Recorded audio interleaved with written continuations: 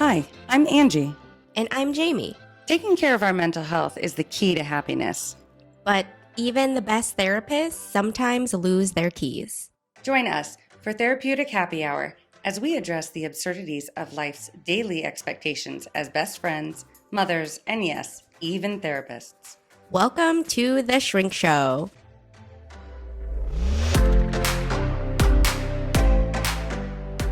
I'm not good at sharing food in general with grown-ups, so clearly not good with children either. So then how do you self-care with food? I start a podcast with my friends so I can order takeout and just eat alone. God, it's so nice.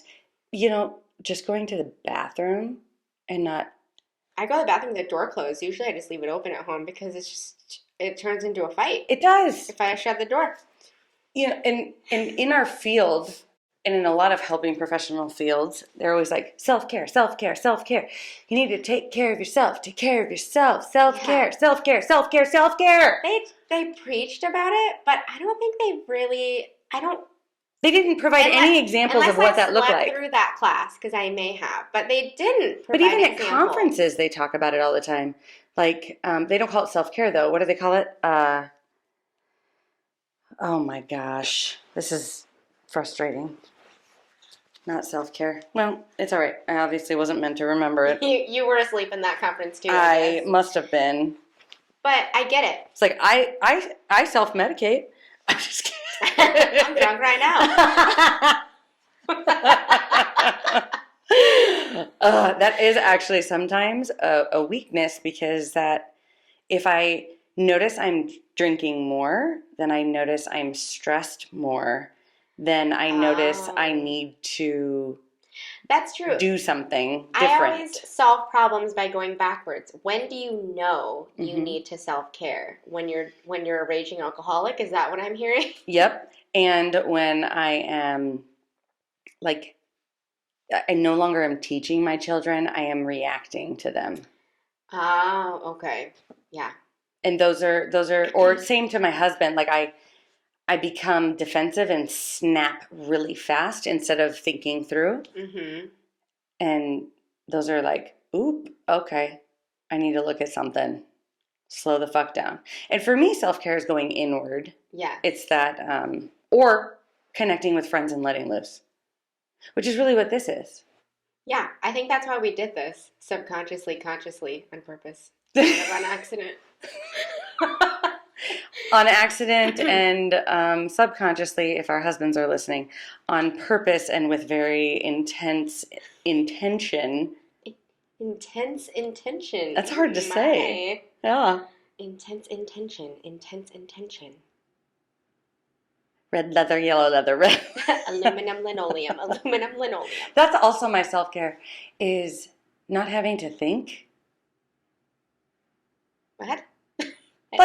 Like not having to think in conversation. Like I feel like I have to think as a therapist, as a social worker, like all day at my work, I am constantly thinking.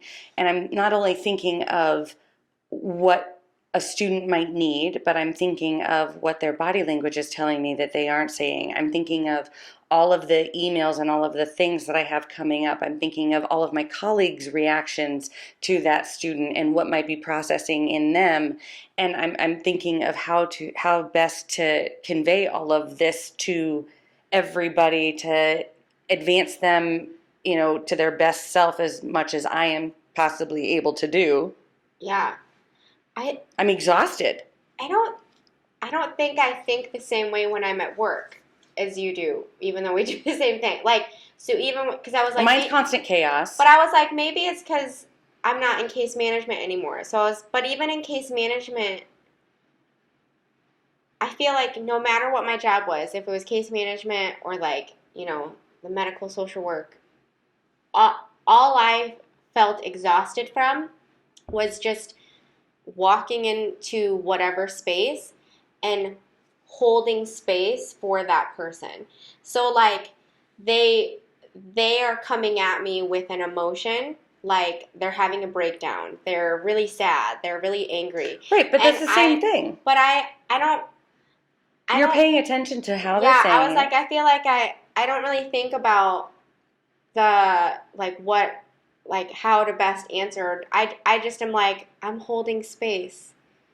But it does get exhausting because you're on, like you're holding space for heavy emotions all day. You are. And I have caught on that, like, for me, my ideal cap is like 6 sessions a day, because that'd be 6 hours of holding space for very difficult emotions.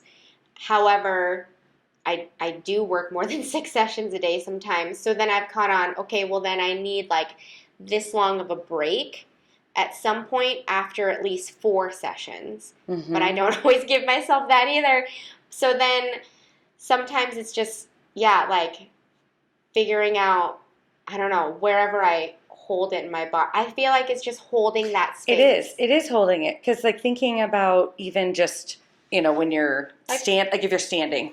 If I'm just standing comfortably, with my hand on my hip or whatever, and I'm just talking to a friend, I don't notice it. But when I try to fix my posture and I try to sit up straight, or I try to be conscious of how I'm sitting or standing, it becomes exhausting because I'm intentionally I'm like it's just present. Absorbing people's emotions. Kind of like when you go to a funeral. Yeah. And if you go to like the wake and then the funeral, like you go to both the visitation exhausted. And the funeral, like the 2 straight days, it just feels exhausting because you're surrounded by that heavy grief and sadness. Mm-hmm.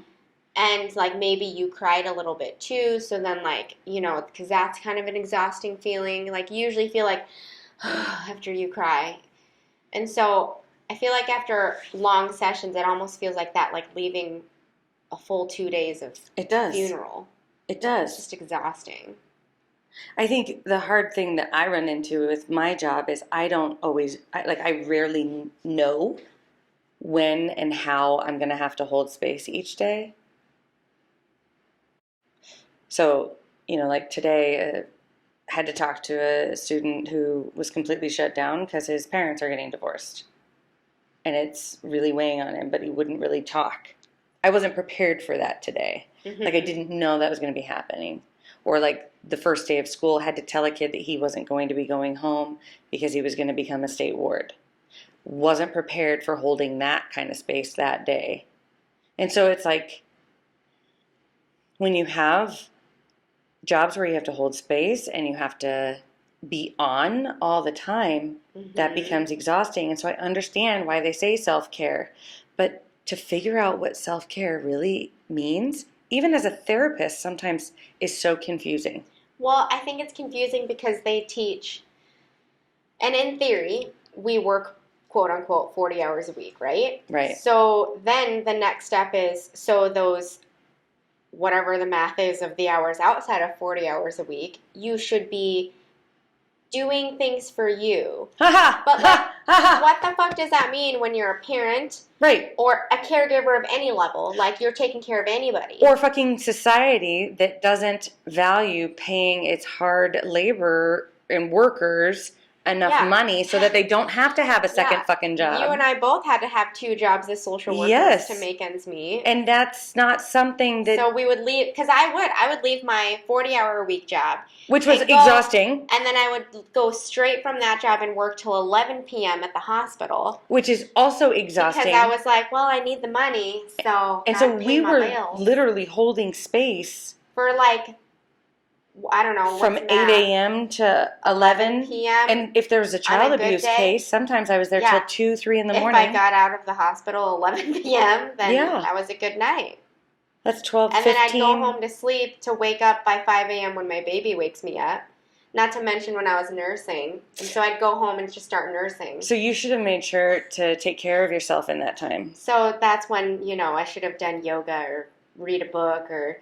do some breathing exercise. Isn't that what they say? A good old bath. A good old bath. I hate baths. I don't know. Again, we've talked about how poor my hygiene is. but I hate baths. Do you? I don't understand why people like them. I like them with Epsom. I understand why people like them. Epsom salt. I don't like them. I discovered loving them, especially, like I said, with Epsom salt. Because to me, the way I see self-care is releasing energy.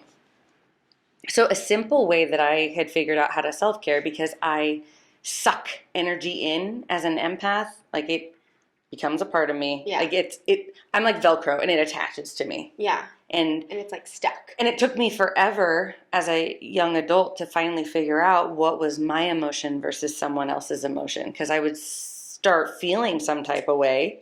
Oh, and then I would try to attribute that feeling to something in my life. So let's say, for example, the feeling that most people understand is that guilty feeling, like, oh no, I did something wrong. Mm-hmm. So there were times where I would get that feeling, and I didn't understand that I was likely absorbing that strong feeling, because that's a very strong feeling, from someone in my area, right, in my vicinity. And so I then was like, why am I guilty? What did I do wrong? And I'm now going through everything, like, where did I mess up? Oh, did I speed back there? Should I have not said that to that person? They did kind of react funny. And all of that. And I just didn't know how to process it. Where was I going with that? You absorb people's guilty feelings. Yeah. And so you need to learn how to not turn it off. You need to learn how to not absorb it. So you take Epsom salt baths. Yes. So a simple way I learned was Epsom salt is naturally just kind of like neutralizes your energy, like gets rid of any negative energy. Another thing I had learned was driving in a car, I would just say out loud, and I would picture, obviously not with my eyes closed. Don't drive with your eyes closed. I am not condoning this. She drives with her eyes closed all the time. All the time. I am hypnotized, and it's fine. No, it was just, I would think of everybody that I saw that day, everybody's energy that I likely had attached to me. Yeah. And I pictured them in me, like attached, almost like the Matrix. Like a plug-in? Like a plug, Yeah. And I unplugged them, and you know how sometimes you have those retractable cords? Oh, I pictured the cord, and I can see the map of Omaha in my mind, because I was going to people's... So I would send it back in their general direction. Visual. And then I could say, what is mine stays with me, what is somebody else's can return to them. Mm-hmm. And I just believed, and so it is, and I believed that it was going to happen, and I pictured those unplugging, and it really started helping. It helped me separate what was mine and what wasn't. So then I came home with my natural exhaustion, right, for holding space. I didn't come home with someone else's anger towards their child because their child doesn't follow directions. Yeah. Yeah. That makes sense.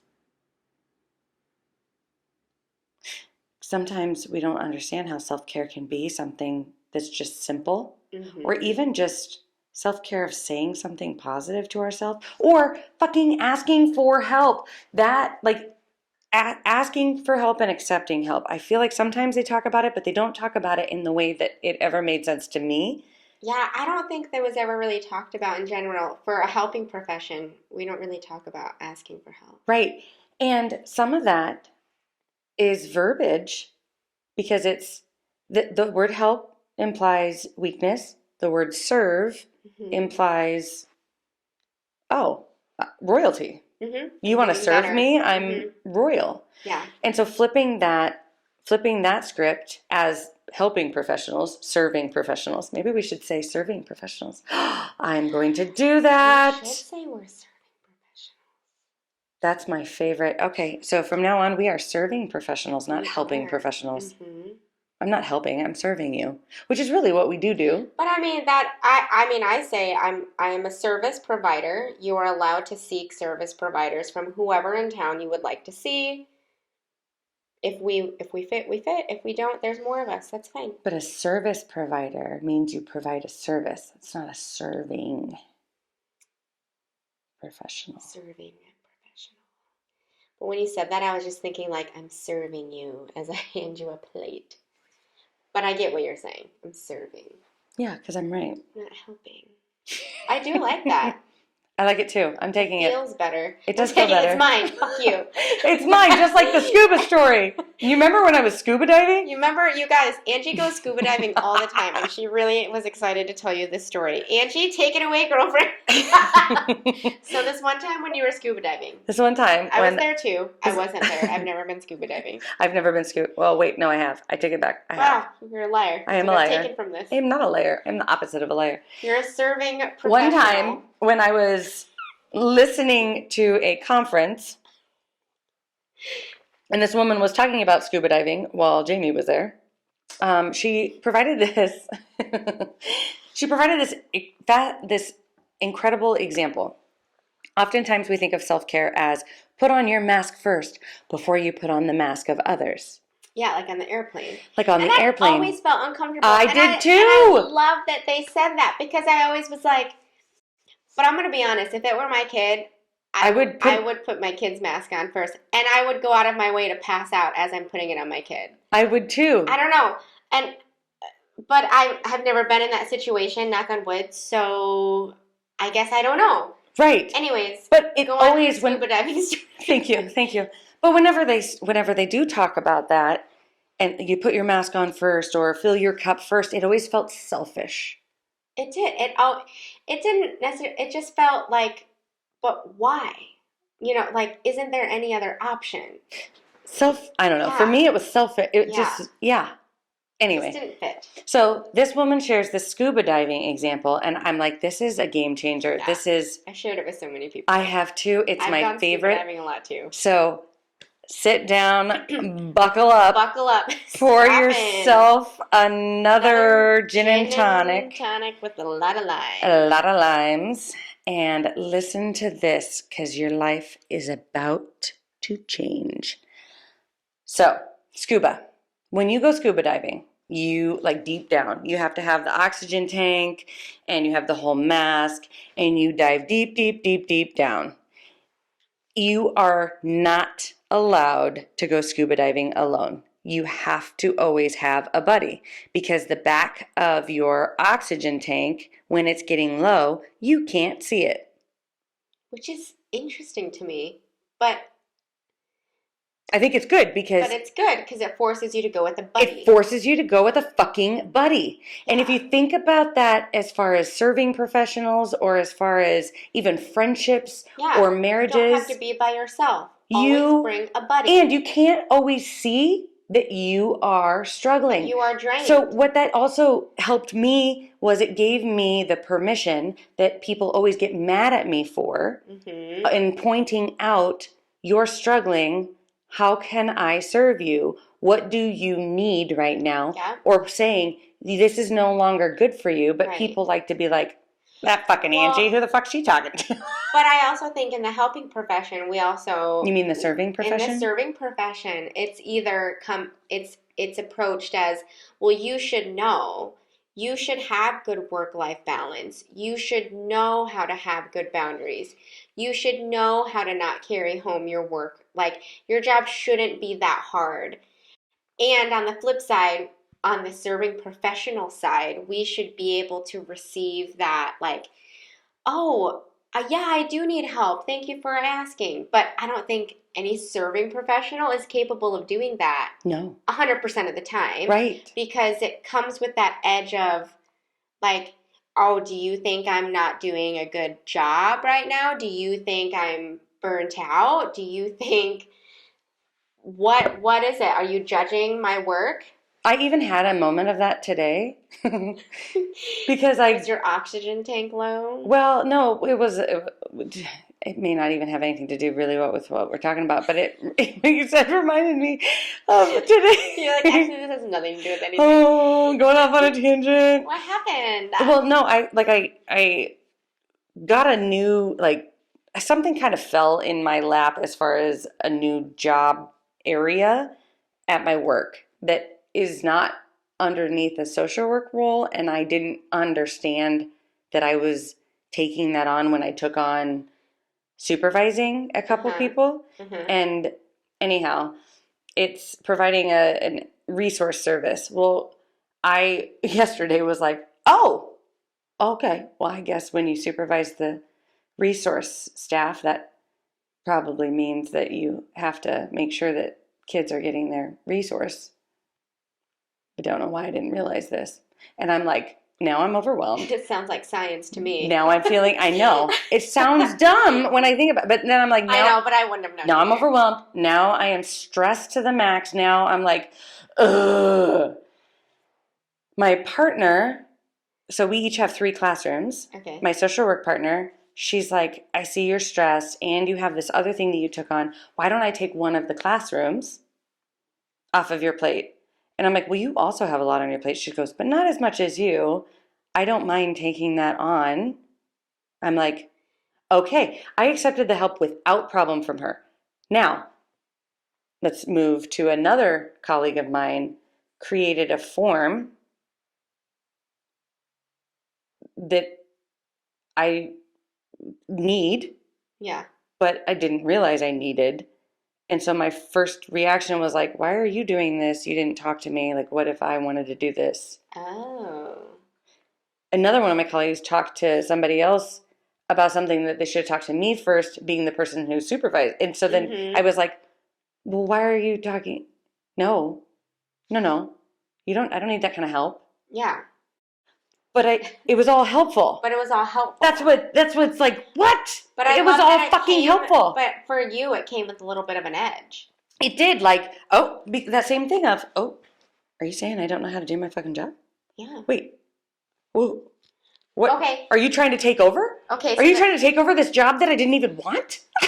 Are you trying to take over this role that I am bitter about? Are you saying that you could be doing a better job? Fucking take it. I know.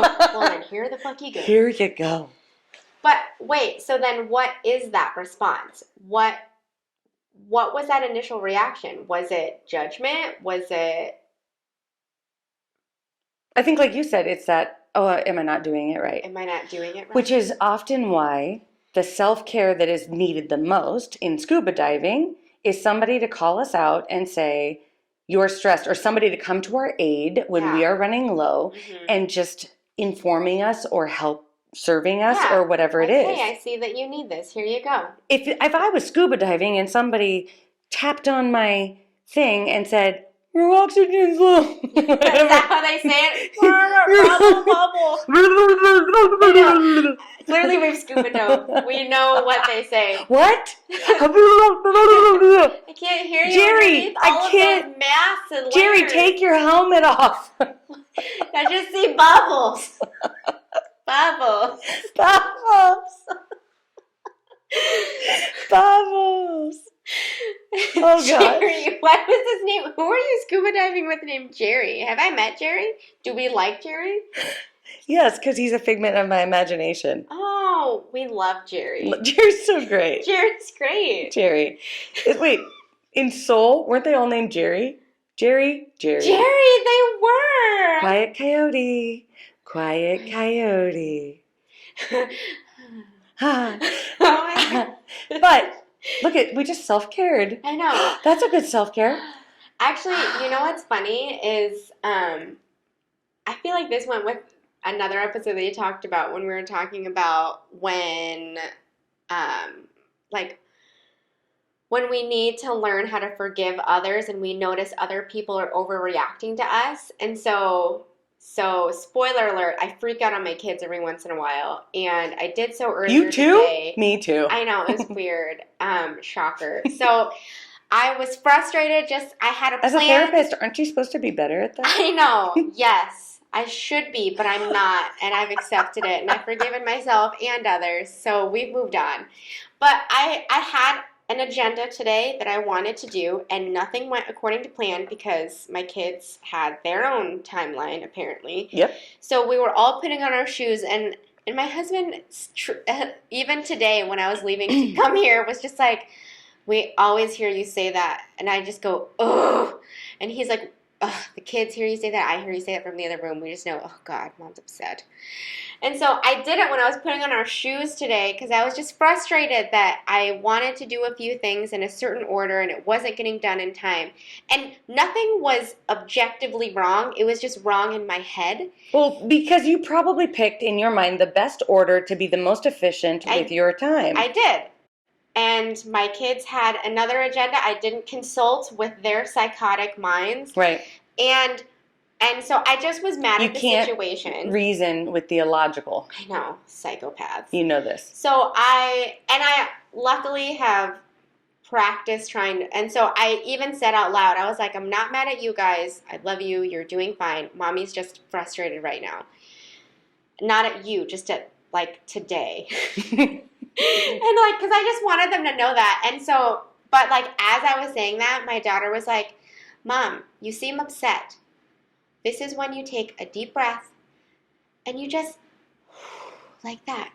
Come on, do it. And then she'll say that until I do it. She'll be like, come on, do it with me. And she'll just harass me. Because there's one day. You're like, bitch, get away. There was one day where I was like, I just want to be mad. Like, I'm allowed to be mad. And we do fall in harassed that. me. We do fall in the not wanting to let go. I just wanted to be a little pouty because I was throwing my little child tantrum in front of my children. Very appropriate, of course. And so, but just showing them how it's done. I know, just to be like, you want to see a tantrum? Girl, I invented this. So, but she was just trying to demonstrate, it looks like you need to exhale. Because I'll say that to people. I'm like, it looks like you need to exhale. Like, you're just hyperventilating right now. You have to exhale. And so that was her checking my tank and just being like, hey, Mom, like, you did that weird growling noise. I love that. You should stop. I love that because Like, just put your shoes on. how often, especially as parents, is it our children that are the ones that can check our tank the best and let us know when we need to take a look at ourselves and slow down, when we need to say no, when we need to cry, when we need to be weak in front of our kids and just say, Mommy's so tired. Mommy's tank is empty. Like, I just can't. Let's switch roles. How about Mommy be's the kid and you can be the adult? Yeah, I don't think that would work in my household. My children would not allow that. Oh, see, I'd be like, get me water! And I would do it obnoxiously so the kids would laugh, but then they'd be doing it. But then they'd do it. Actually, they probably would, because they like to I want pretend. TV! They love pretend. But even so, it was just like, and I think it's because I've modeled for them, you know, wow, you seem really upset that, you know, this happened, or your feelings seem really sad because this happened. And so because I've modeled for them, I can tell that your tank is out because you are freaking out, you little psycho. Like, what is happening right now? I've worked with them on, this is what you do when your tank is out. And so because of that, they are reflecting that to me because they could see that my tank was out at 8 o'clock in the morning already. Rough. Hey, when my 2-year-old wakes me up at 5 a.m. to watch shark documentaries, that's what we do. I learned a lot about the Galapagos sharks. I told my kids they weren't allowed to wake up before the sun. See, my kids don't care. Mine didn't either. I've given up. But I just said, I've accepted defeat, and we go downstairs and we learn about the Galapagos sharks together. It's really interesting. Actually, there are times where I'm like, no, shh, Mommy's watching. He'll be like, Mommy, want to watch monster trucks? No, we got to finish this. We need to finish this. You started this. I know. We finish things in this household. We are not quitters, okay? Unless it's Baby Shark. Or that goddamn Coco Melon, that motherfucking fucking Coco Melon. The wheels on the bus. Oh my god. Oh my god, some of those Coco Melon songs, they're psychotic. they are. I was just gonna say. Do you watch the parents in that? They are zombies. I just saw one that freaked me the fuck is out. when the kids make a huge mess and the mom's like, and I'm like, oh, that bitch is lying. She would not be happy about that. If that were me, I'd be like, oh, rage, red eyes, steam coming out my ear holes. Yeah. Children being sent to their rooms. I saw my husband saying, wow, settle down. Me saying, don't fucking tell me to settle down. It just is hilarious. I saw one the other day that was really, really all fake news. Freaky. It was fucking... The mom comes in the living room and the dad's at the counter and she goes something like, are you eating pizza? And he goes, no, dear. And she goes, are you eating pizza? She did it like 3 times. Oh, yeah, it's that. And then like, she said open your mouth. Yeah. Ha, ha, ha. Yeah. Oh, my God. And then the dad, like, then the dad's coming around the corner, like, waking up, and she's at the counter. But it's like a nursery rhyme, apparently. I don't know. It freaked me but the it's fuck like out. eating sugar. And you're saying no. Papa. And then, ha, ha, ha. Sure. Yeah, that's it. Yeah, it's like an old-timey nursery rhyme. I don't like it. Open your mouth. Ha, ha. Also, can we just segue really quick about how fucked up Stupid. nursery rhymes are? All of them. They're demented. They are, and they are meant to tell a story of warning to children. Well, like the bubonic plague is Ring Around the Rosie. Ring Around the Rosie, right? Because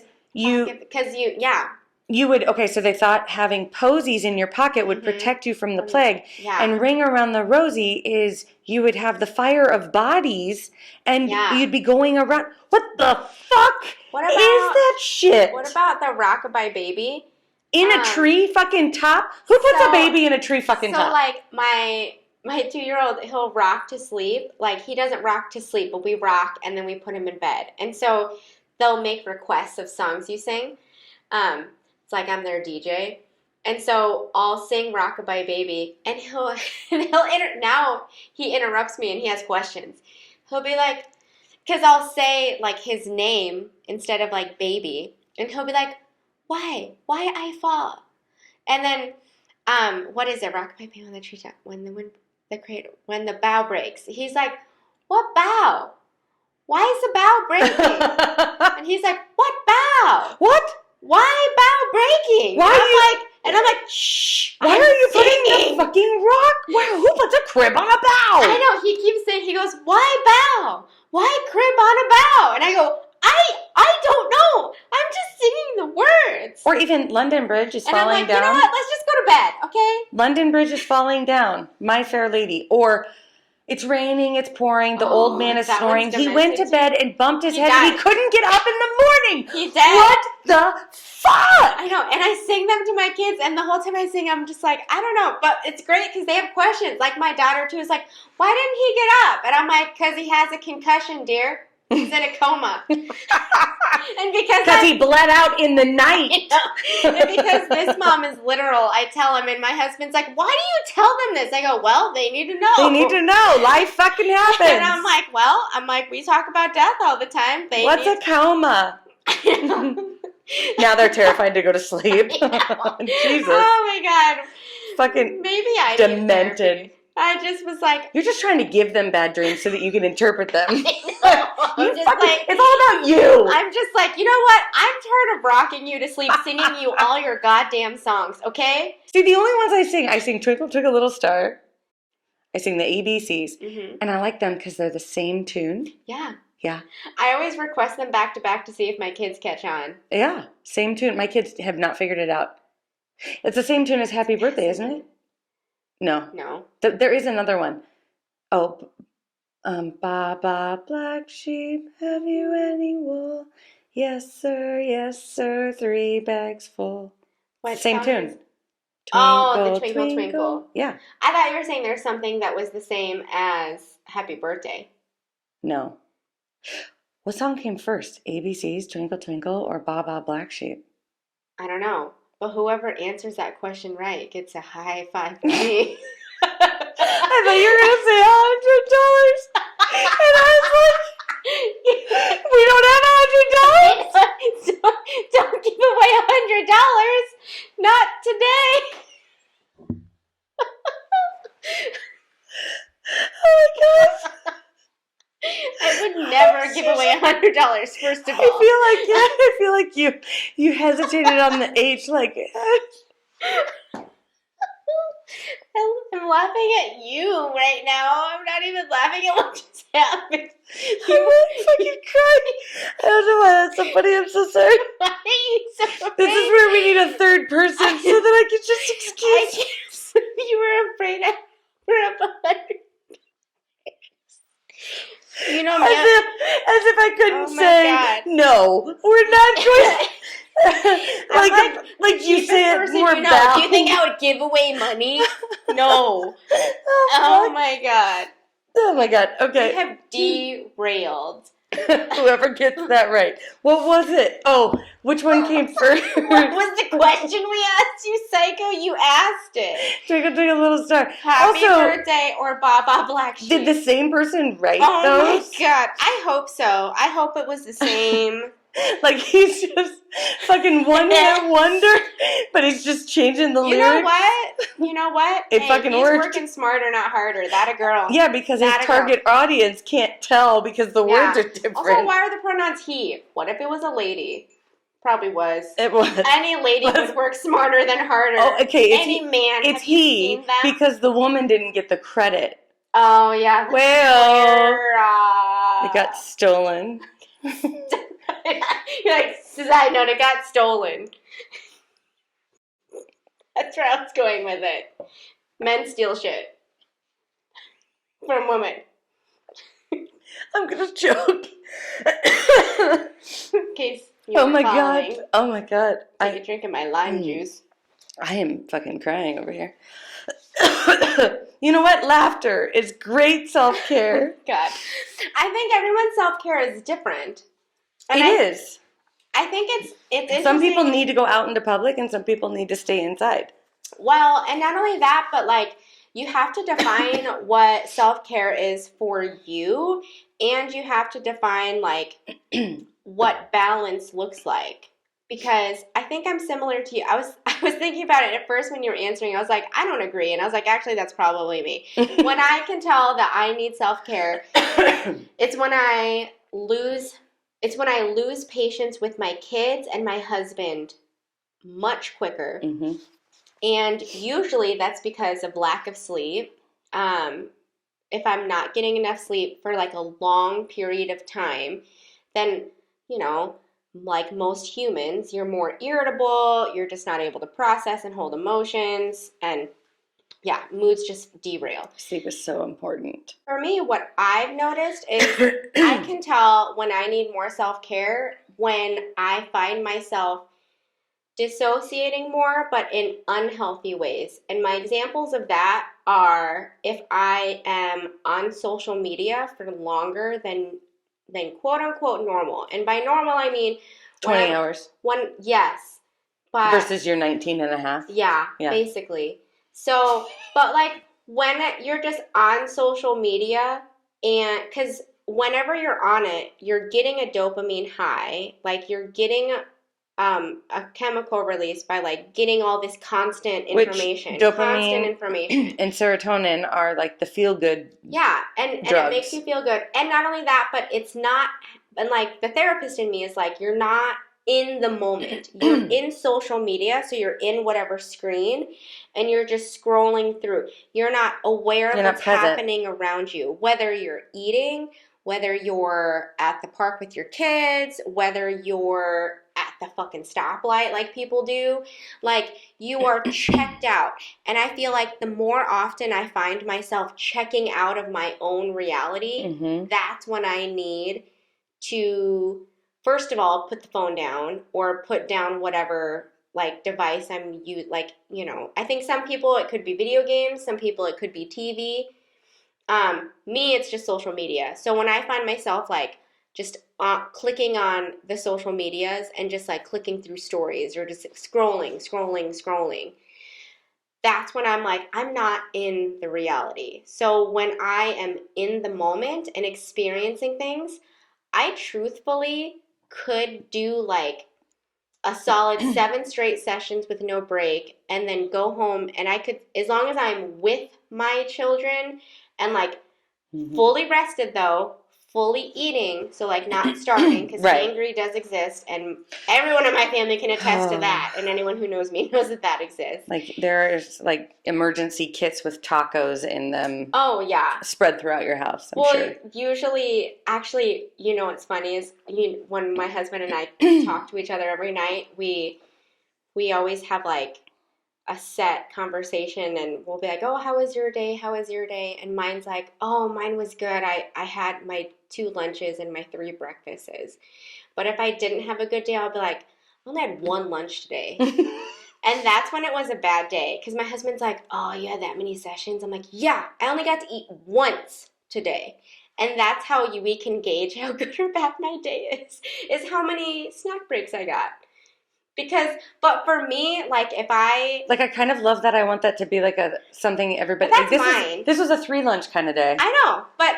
And like... How are you doing, Jamie? Oh, I'm at 3 lunches today. I'm like, you know what? I had my 2 lunches I packed. Fucking on top of... I had my 2 breakfasts that I packed.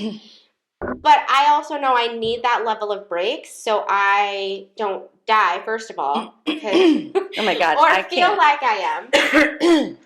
And again, if I'm in the moment, and I need to be in the moment by getting good sleep, by also I can work that many hours of sessions because I don't work every day, because I am granted that luxury of being able to stay home with my kids certain days.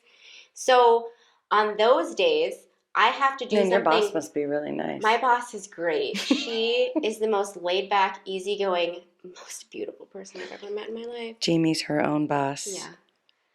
And I'm also just that full of myself. Yes, I am. Yeah, the narcissism is strong. So, wow, look at you pointing that right out in your face.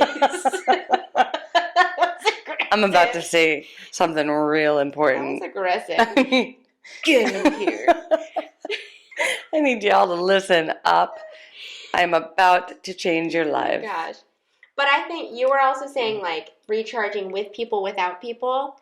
I have learned I need at least 1 to 2 field trips, meaning 1 to 2 days a week, me and my children have to leave our house and go somewhere. But I love that. Like, we'll do a zoo day, or we'll, like, go to the park for a solid day and explore. Like, I have to leave my house 1 to 2 days a week. If I don't, then I get stir crazy. See, what's really funny is I hate taking my children places because I am so overwhelmed. I can't hold space for them and all of the energy around me and keep track of them while also trying to have fun, while also answering 1,000 questions, while also worrying about the stranger around the corner, while also, like, it's just so, Sounds exhausting. It is so fucking exhausting. I would never leave the house. I don't. That's good. Unless it's by myself. Oh, right. Or with my husband to go to Costco. I hate going to stores. I'll fucking leave the house to go to Costco. And what's really funny, you hate grocery shopping. I love it. I love it. I don't love it with all of my children, but I love it. Okay, so because I can check things off of a list. No, pre-COVID, I have done curbside pickup since pre-COVID. So I know you have. People who jumped on that bandwagon, fuck you for taking my spots, okay? I reserve those spots. Those are mine. Well, that was aggressive. It was aggressive. You want to know how much I love curbside pickup? I'm really derailing. But so at the Bakers... No, this is all self-care. This is self-care. You're not derailing at all. No, this is me winning prizes. It's so... God, why are you... Seriously, It's because... Did you decide as a child that you just were going to win every motherfucking lottery or... I win every time I play curbside pickup. Because... When I first went to that Baker's on Center, is my Baker's, and so the first time, they used to only be on Dodge, the curbside pickup, again, pre-COVID. So I would drive all the way out to Dodge to get my Baker's pickup, and then all of a sudden Center got it, and I was like, oh, fuck yes. So I order my order, and I'm like, oh yeah, girl, get in the cart, yeah. Like you don't want to leave your house to go get necessities. I just don't like going inside of the store and wandering around and filling my cart and checking out. I just don't like going inside of the store. But what if there's something in there that's new that you've never tried then before? I don't need it. And I can find it when I scroll through. I know what I eat. I know what I make. God, I feel like it takes so much longer to scroll through. No, it doesn't, because it knows me.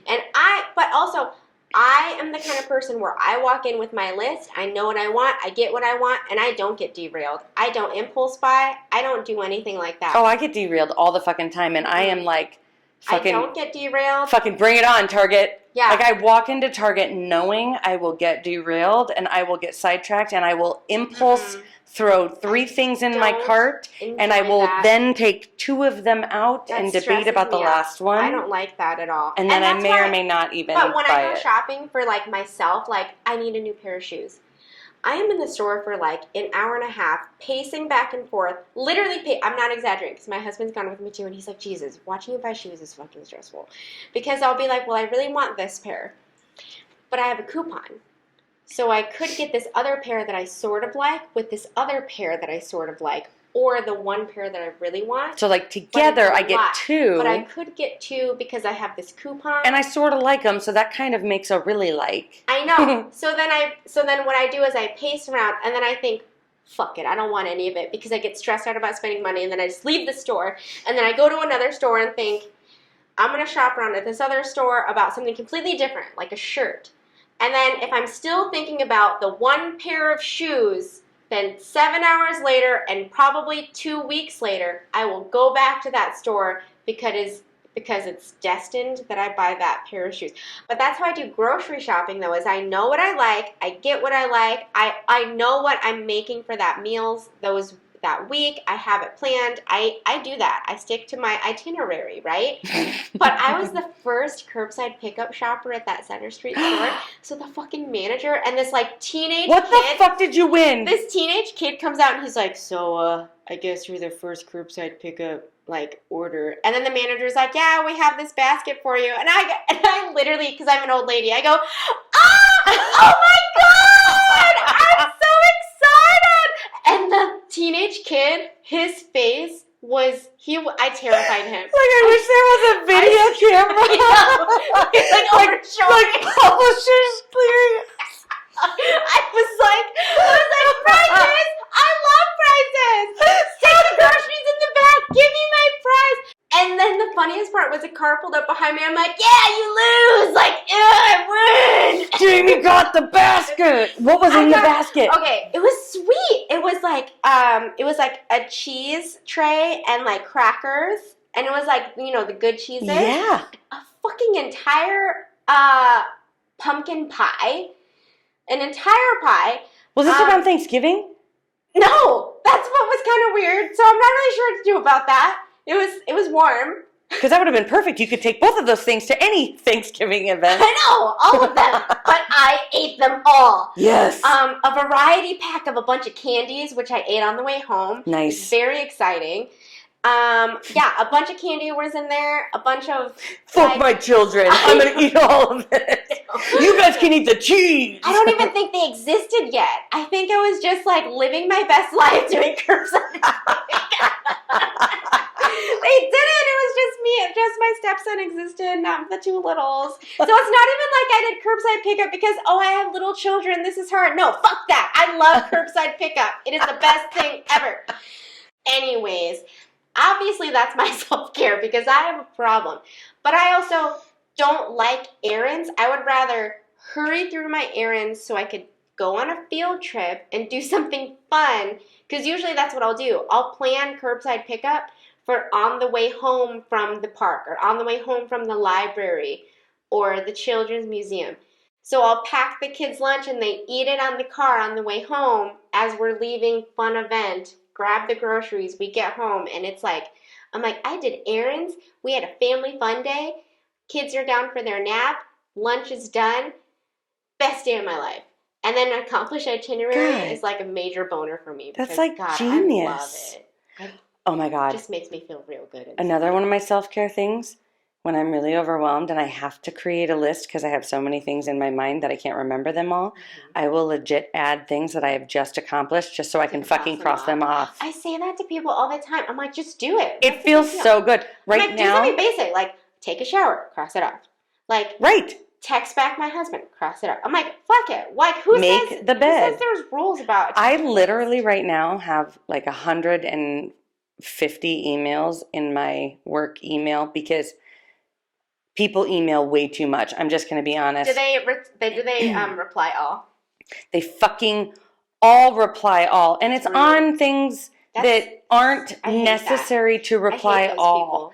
And I have said Those are something. the worst people. I judge them. What irritates me the most Talking is to you, Angie's coworker. like why reply all when you're saying thank you, or if you're saying I agree or yay. Like, does everyone need to know that you said this? Do they? I know. They don't. You can just reply to that person. I don't need to know that you gave kudos as well. It doesn't change my view of you. And in fact, it just causes me anxiety because now I have 150 fucking emails. Push delete extra time. So then on my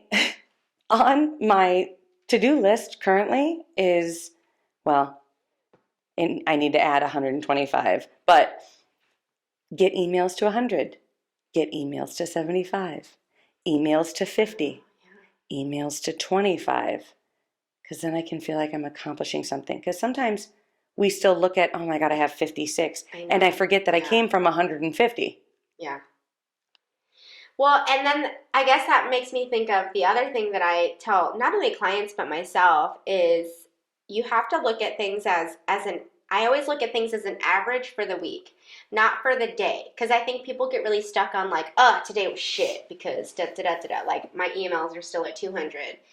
And so I just look at it like on average through the week, were your emails at where you wanted them to be? Nope. Because then it's a way that you can gauge a little bit more realistically than like it's a pass-failed day versus, you know what, today was a really rough day. You know, like there was a crisis in the school. We had all these other things we had to do. I literally didn't sit down on my computer once. Well, because sometimes we think if we didn't accomplish what we set out to. Yeah, like I was freaking out on my kids this morning when truly nothing wrong happened. And that's not a bad morning. I just decided in that moment to go, ugh. Well, if I set out the day to get the laundry done and organize the kitchen, and instead I had to go pick up my husband because his tire went flat, and then my kid got sick and I had to go pick them up early from daycare or school, and came home and had to comfort them and get them everything that they need. Mm-hmm. It's easy to think, fuck, today was a shit show. I didn't accomplish anything. Yeah, that I wanted. Yeah. But the reality is I accomplished a ton. Yeah, I met every challenge. Yeah. And I rose to the occasion. And they just didn't happen to be on the to-do list at the start because of the day. Why would I put on the to-do list, pick up husband from flat tire and pick up sick child? Yeah. Oh, which that also leads me to, and I do this for myself a lot, is, so again, my derailed morning. We were leaving the house, we're like, there's lots of hills and stop signs in my neighborhood, and I was getting to like one of the stop signs, and I always think on days when things derail, especially because I think it's my kid's fault, or I think it's because they did this, or, you know, oh, it's just so hard. I always think, remember when you wanted to have kids? And like, did you ever think to yourself, this is what it's going to be like when things don't go well? Because I think most parents daydream about like the milestones. The perfect moments. You daydream about the birthdays. You daydream about like calming them after they're done crying. You daydream about the positive moments. Daydream about the shitty shit. But it's my way of being realistic and saying, I didn't daydream about this moment. And this is still exactly what I wanted. But it's a way for me to take a step back and say, I like that. You know what? I didn't daydream about arguing with my kid about putting their shoes on for 16 minutes. I didn't daydream my 6-year-old would be like, you're the worst mom ever.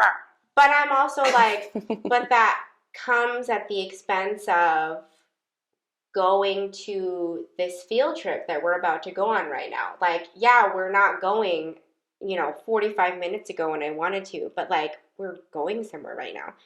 So it's just a way for me to put into perspective, it's okay when things derail just because you didn't plan on it derailing, because it comes at the expense of getting the things that you want. And what goes down always comes or what goes up always comes back down, and like, it just is cyclical. Yeah. And just like your day of, you didn't plan on your husband's tire going flat. but you know what? You were there for him. And that's what the partnership is, of saying you're going to work together when crazy things happen. Yeah.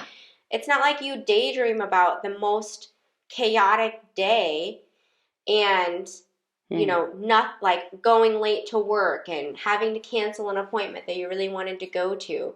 But so it always is my way of putting into perspective, you know what? Yeah, I didn't dream about this moment and this stress that's happening in my life, but that comes at the expense of I also wanted, I wanted to be married and have that partnership. I wanted to have this car.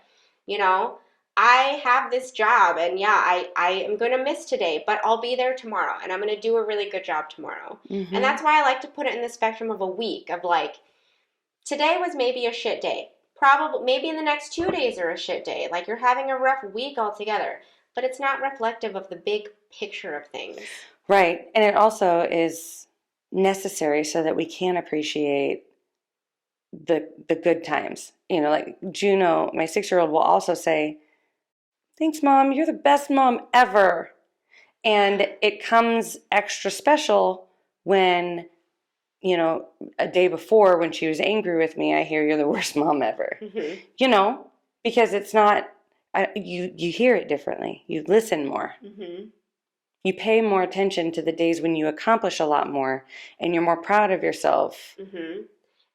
Yeah, and that's where it gets back into like, so if you always talk about being a Scorpio, I'm a Taurus, so I have to be in the moment and grounded. That's what Juno is. And I'm always like, that's why I have to be in the moment. Like, I can't be on social media a lot. I have to be aware of what is happening in this present God, that is so moment funny because I've always all said of the time. when she has too much iPad time, she becomes a psycho. And that's when... Like, she loses her ability to think through anything. You're dissociating. Like, you're in another realm because you're in the world of whatever you're looking at or doing. But when she's creating... But when I am just present with wherever I'm at, and it could be a shit show, but when I'm present with it, I do so much better. And I think that's when I just know, okay, that's my level of balance. That's my level of like, that's my grounding, is being in the moment. But that's actually... Some people need to be out. Like, I mean, my husband is a gamer and he needs that. That helps him calm down.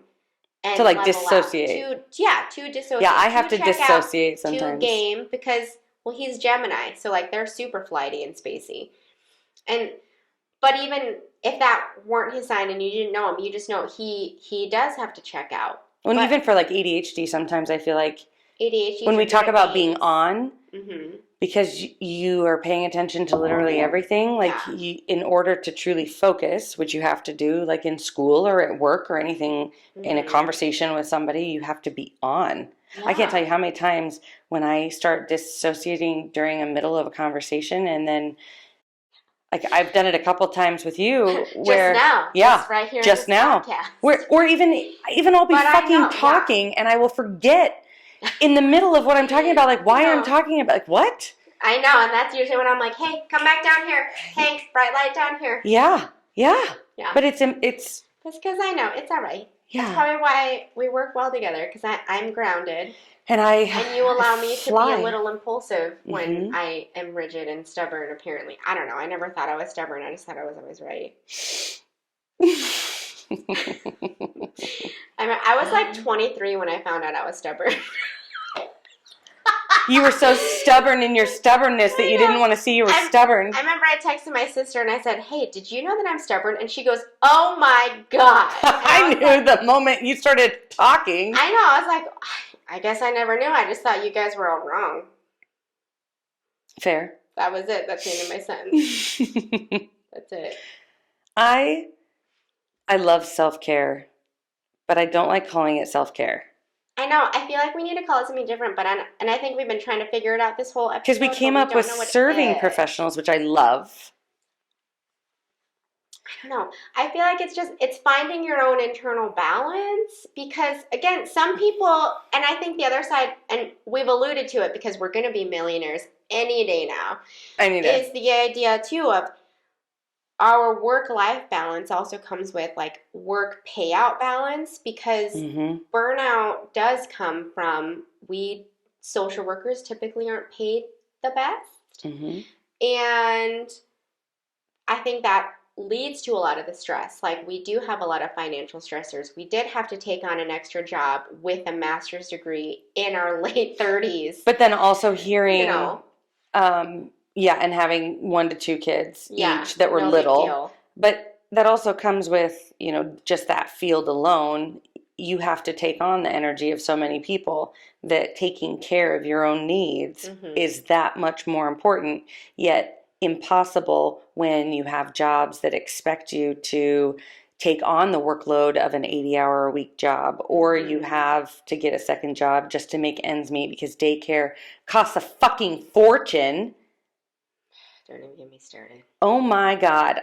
The amount, it had gotten to a point at one time where I was like, I am spending half of the money I earn just in daycare.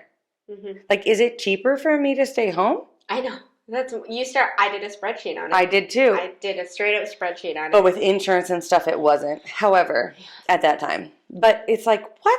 Why? Why do you have to make those fucking decisions? Yeah. So I think a lot of the balance comes from, like, feeling like your job is like, and I think, our job is hard on an emotional level, but I'm sure, reading in between what we say, the lines, we do like it. And I think that's what comes with the self-care balance too, is you spend so much time at your job, you have to like it. And if you don't, I can't do something that I don't like. You have to have a balance with it. Because I do think there are people in this world who exist where they can tolerate a job that they dislike if it maybe pays well or if they get whatever benefits That's never they been want. me. But I think they have that balance. And so I feel like self-care always comes with balance. Do you have a balance with it? Are you getting paid your worth? Or maybe you're not getting paid your worth, but you get the flexibility. Or maybe you're not getting that, but you have really enjoyable downtime or vacation time. You have to figure out what's balanced for you. Do you win prizes when you go to curbside pickup and that's like the best day of your life? I can't believe you were the fucking first person. Was. Were you like... This was like pre-COVID, pre my babies. Were you always looking like at the app hoping that the Center Street one would open? Yeah, I knew it was opening soon because I was always going to the Dodge Street Bakers. Did you have everything in your cart so that the minute they were like, midnight it goes live and you set your alarm like it's Black Friday? But I remember I saw it was that one was an option and I was like, oh yeah, this is my day. It was very exciting. Seriously. God. And obviously it became a You were one of the memory luckiest people. Because I won an entire pumpkin pie and a basket of candy and cheese. What's another word for self? You. Me. Individual. We started with scuba diving. Let's tie that back in. Scuba self-care? Scuba You know what? We're not going to think of anything. Maybe that's when we'll have our viewers think of something useful. I like it. You guys become witty for us because I've been drinking for a while. Mm-hmm. All right, so let's talk about our mugs. Okay.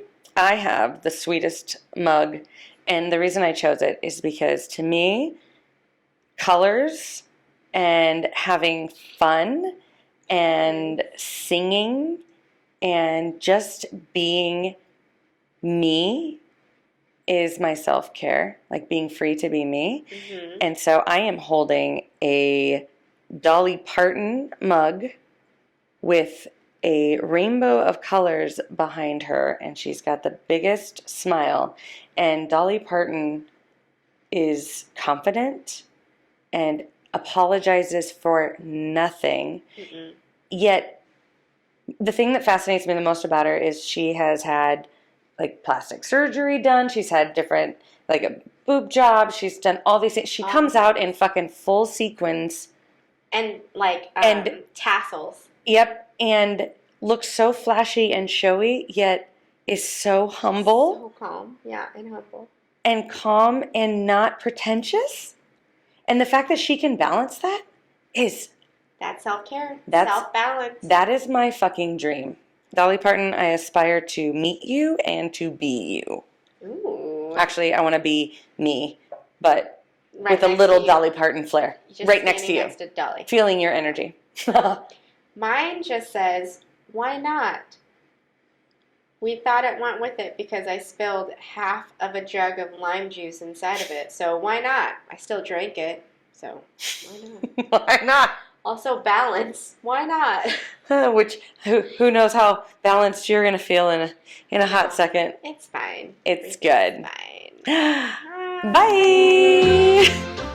If you think we're cool, Or even if you don't, please like or subscribe so you'll stay up to date on all things The Shrink Show.